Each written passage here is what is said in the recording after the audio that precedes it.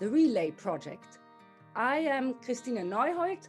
Some of you know me, some of you I have worked together with, and I'm very, very happy to see so many people around the screens, spreading EU affairs to those that are not in contact with the European Union on a regular basis. Thinking about creative ways of involving national parliaments more in the work of the European Union.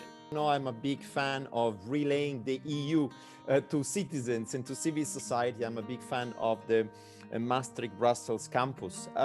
What is more democratic, the French referendum in 2005 or the treaty to establish a constitution for Europe? We know is that we need a recovery fund. There will be a huge economic recession and it's likely to translate into more political fragmentation. Hopefully not. But there are strong assertions, but assertions that do not come without contradictions. The ambition of the EU of having a productive cooperation with all sorts of partners that are relevant in that area. Is not only endangered, but obviously in a very serious crisis in some European member states. The Union maintains its capacity of influencing other states, but it has to do better in terms of employing this power in particular circumstances. What does it mean EU for its own citizens and for its own role of power as example? It's also basically, I would dare to say, about what kind of services do we provide to the citizens? I think that the issue of external audience for the EU's authority is very limited.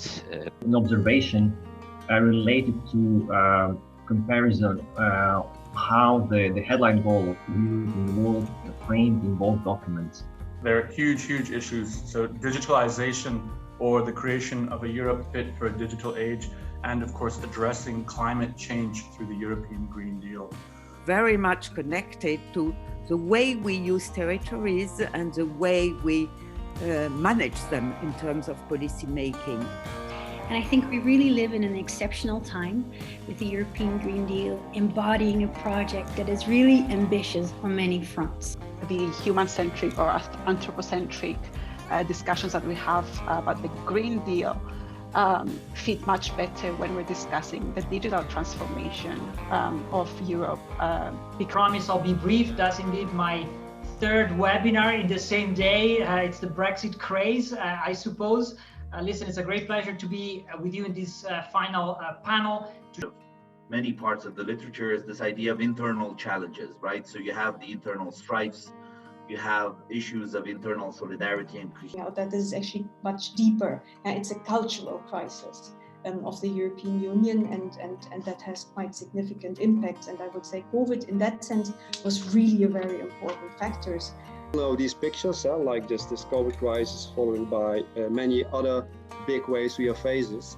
Inspiring day. We covered things from cockroaches, rule of law, trilogues, you name it, you have it. It has been such a diverse conference. It's fascinating. We're in the middle of constitutional change without the machine room actually being open. So the conference on the future of Europe has not been launched, but many things are already happening. So it's fantastic how all of this came together. And with this, I would just like to wish you a happy weekend and see you back in the Relay project. Bye-bye, take care.